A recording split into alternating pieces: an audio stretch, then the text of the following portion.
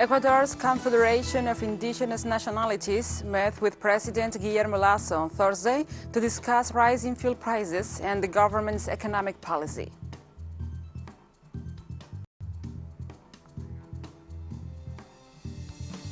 And contrary to the Western media attacks, Belarus is willing to provide aid to asylum seekers who are attempting to cross into the European Union through Poland's borders.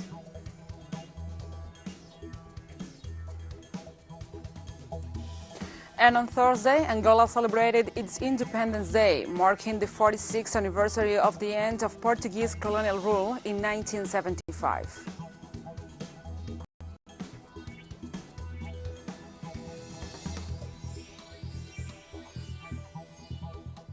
From the headquarters of Telesur English in Havana, Cuba, this is From the South. I'm your anchor, Gladys Quesada, and these are the news today. Ecuador's Confederation of Indigenous Nationalities met with President Guillermo Lasso on Thursday to discuss rising fuel prices and the government's economic policy. The meeting, part of the second round of talks, concluded without reaching agreements, but some progress was made on the control of the prices of agricultural inputs. The dialogue comes amid tensions after indigenous movement staged several protests over fuel price rises amid a state of emergency declared by the executive, which led to the militarization of parts of the country where the protests were taking place and violent state repression of demonstrators. The meeting lasted about 6 hours, during which the parties failed to reach a consensus of fuel prices and decided to hold another meeting within 2 weeks.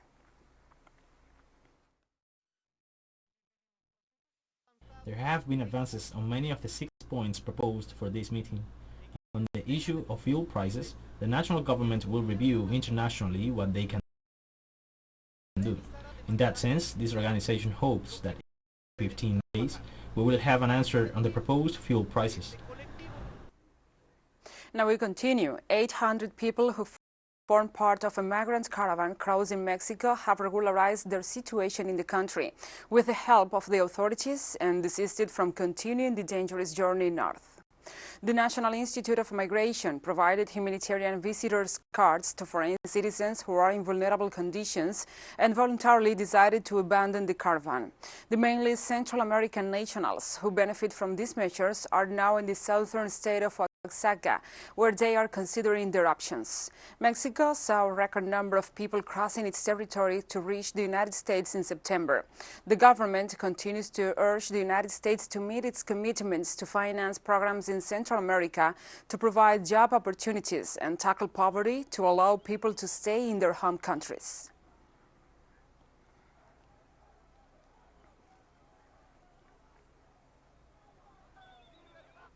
We move on to other topics. U.S. corporation Boeing has admitted its full responsibility for a 2019 plane crash in Ethiopia and agreed to compensate the families of the 157 victims.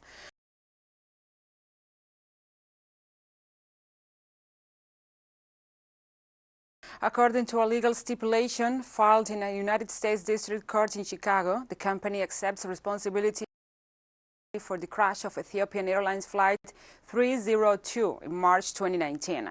Boeing blamed the crash on software that resulted in loss of control and admitted that the plane was in an unsafe condition to fly. While the settlement does not specify monetary compensation to the families of the victims, it will allow them to pursue individual claims in the U.S. courts instead of their home country. Lawyers for the families said it was a significant milestone for families to achieve justice. The deal means that Boeing will not face claims for punitive damages.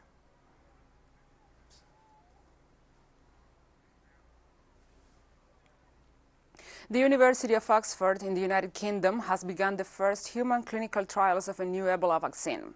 The study will assess the immune response and safety of the new vaccine against Zaire in Sudan strains of the disease, which together have caused nearly all Ebola outbreaks and deaths worldwide. Ebola vaccines already exist for the Zaire strain, but Oxford researchers hope the new jab will have a wider reach.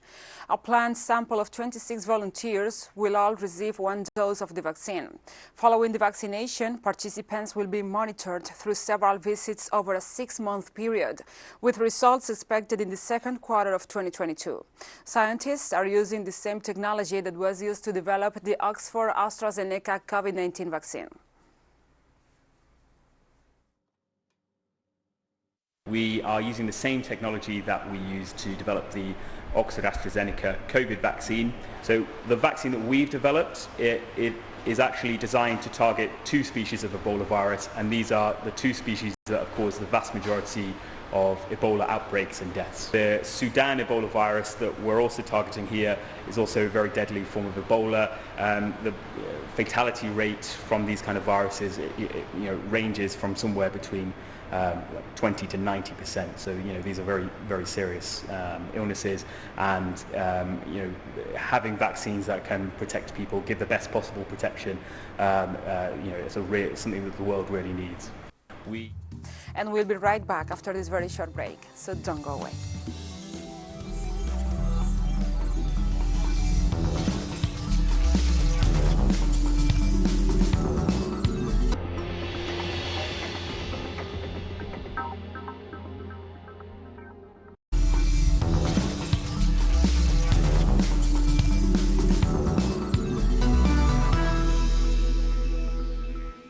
Welcome back to From the South.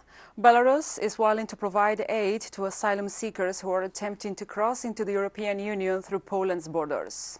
After meeting with Belarusian President Alexander Lukashenko, Education Minister Igor Karpenko announced that at-risk people, including women and children, could be placed at a children's recreational camp as the cold season arrives in order to protect them. Pregnant women will also be provided with hospital services. The international attention regarding people seeking to cross into Poland from Belarus forms part of the escalating Western media campaign against the Belarusian government and coincides with increased European Union sanctions against the country.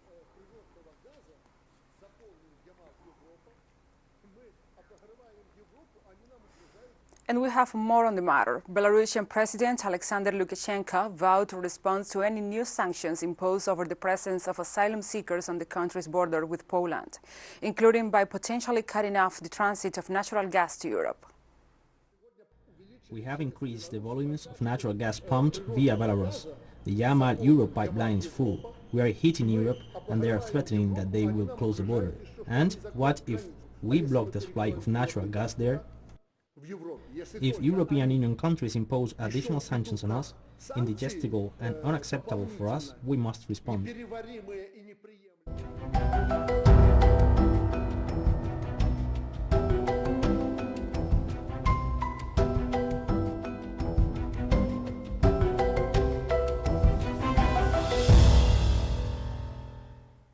Now we address other topics. China and the United States have agreed to boost climate cooperation over the next decade in a surprise announcement at the COP26 Climate Summit in the Scottish city of Glasgow. The United States and China are releasing a joint declaration which lays out how we will limit warming on this planet and how together we'll take action here at the COP, as well as in the years to come. The release of this joint declaration shows again that cooperation is the only choice for both China and the United States. By working together, our two countries can achieve many important things that are beneficial not only to our two countries, but to the world as a whole, as two major powers in the world. China and the United States shoulder special international responsibilities and obligations. We need to think big and be responsible, and we need to work in line with the global trend and work hard to promote world peace and development. From Glasgow, our special correspondents Ian Bruce and Sabrina Fernandez brings us more details on developments at the COP26 summit as the event draws to a close.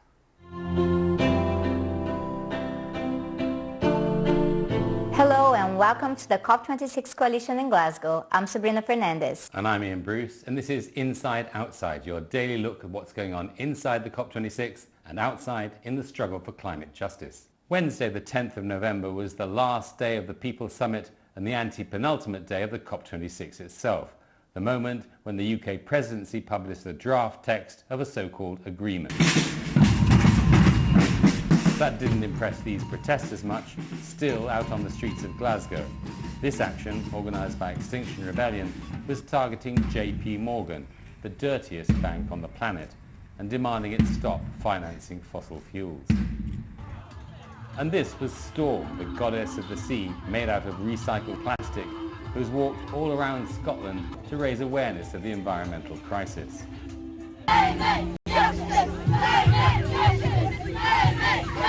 She was welcomed by school kids chanting climate justice.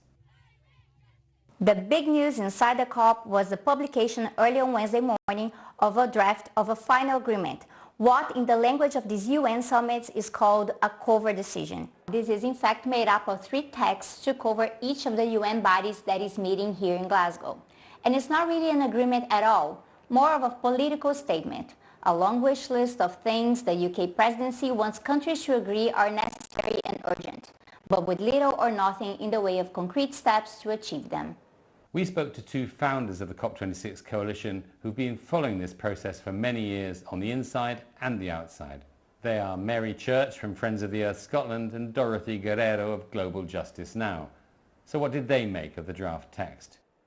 So what we're seeing with these texts that have come out in the early hours of this morning is that they're really stripped of all references to equity. So those principles of common but differentiated responsibility that are enshrined in the UNFCCC, enshrined in the convention, what we're seeing is a splitting of the mitigation actions and the finance actions. We've also seen language creep into these texts around a global goal for net zero. Now this is really worrying. It's not in the Paris Agreement. It erodes the equity that exists within the Paris Agreement.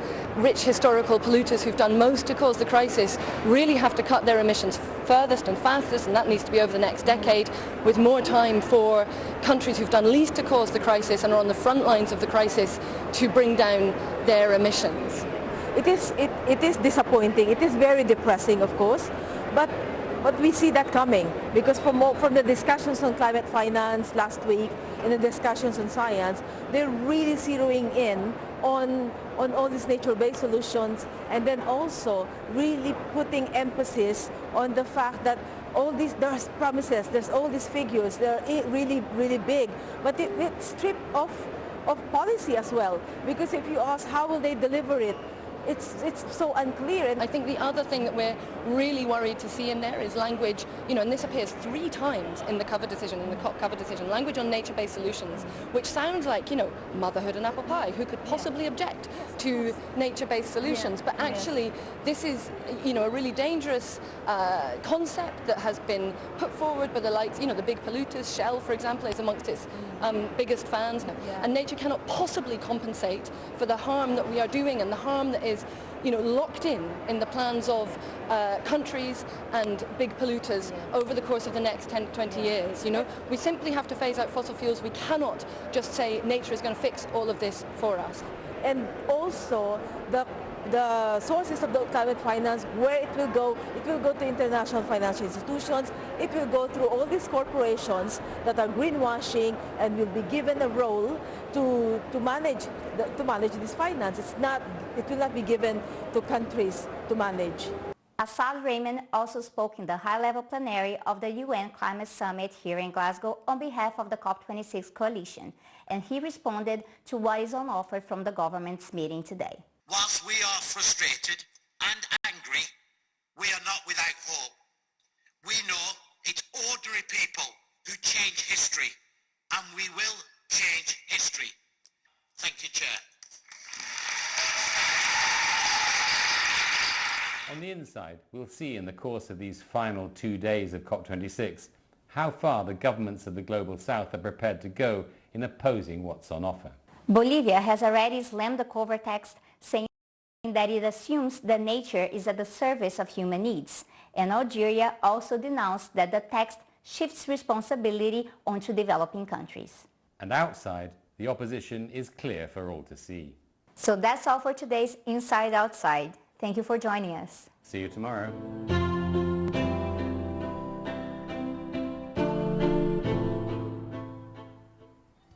We thank you, Sabrina and Ian, for this report. And now we have more stories coming up after this final short break. So stay with us.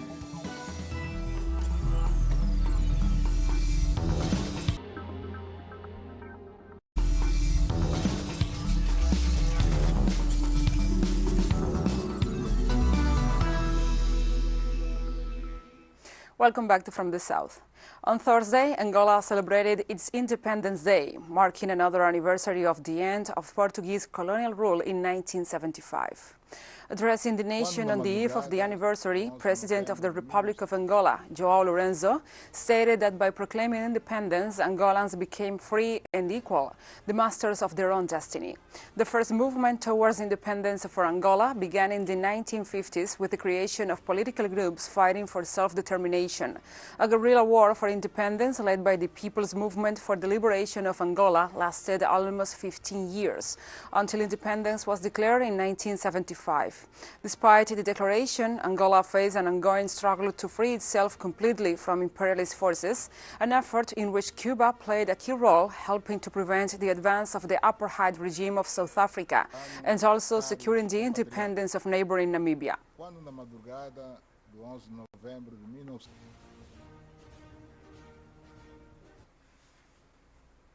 Now we address other topics. According to authorities, the death toll following a devastating fuel tanker explosion last week in Sierra Leone's capital, Freetown, has risen to 131. A spokesperson for the National Disaster Management Agency said another 63 people were still being treated in 4 Freetown hospitals, 19 of whom are in a critical condition. The tragedy occurred on Friday on a busy junction of Wellington, eastern Freetown, when a fuel tanker was hit by a truck, which later caught fire. Victims, including motorcycle drivers who rushed to collect leaking fuel coming from the tanker, roadside traders, and commuters trapped in the minibuses that were backed up along the usually busy road.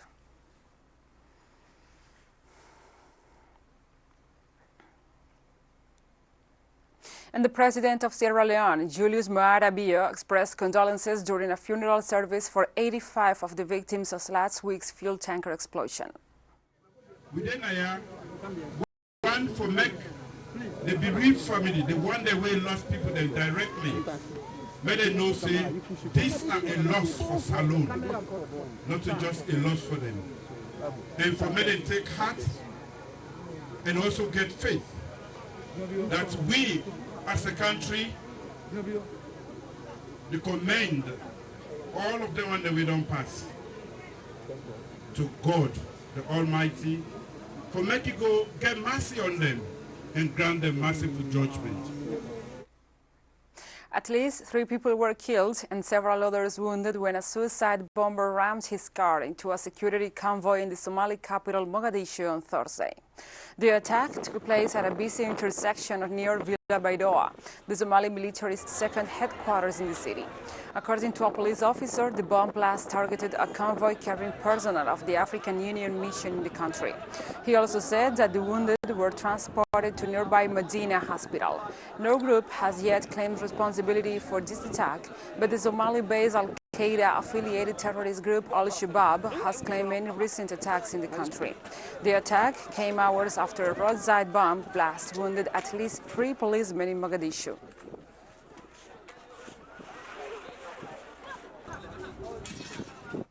In Tunisia, civil society activists held a press conference at the headquarters of the National Union of Tunisian Journalists in the wake of protests and repression surrounding the reopening of a landfill site as an environmental crisis mounts in the North African country. Security forces again fired tear gas at residents of the town of Aghreb on Thursday who have been protesting against the reopening of the landfill site they consider a public health hazard. The demonstrations escalated after the death of a protester due to tear gas inhalation. The protesters come amid a garbage crisis in the wider Sfax province, with refuse piling up on pavements since the Aghreb site closed in September. Residents say the dump is full and that dangerous industrial waste and medical refuse has caused a string of diseases. Some of the activists at the press conference met with President Kais Saied earlier in the day, who invited them to discuss the situation. The president vowed to resolve it as soon as possible.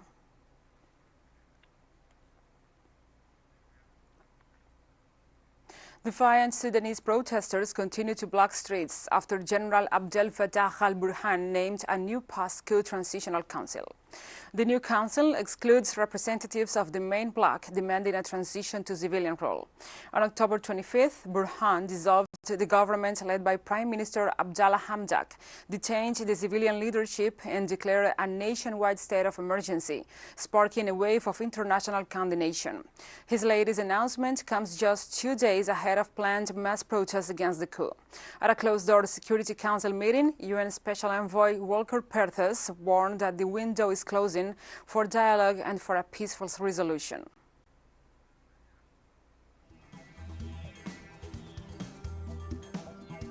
And we have come to the end of this news brief. But remember, you can find this and many other stories on our website at telesurenglish.net.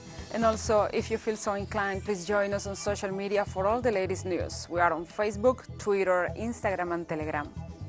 For Telesur English, I'm your anchor, Gladys Quesada. Thank you for watching.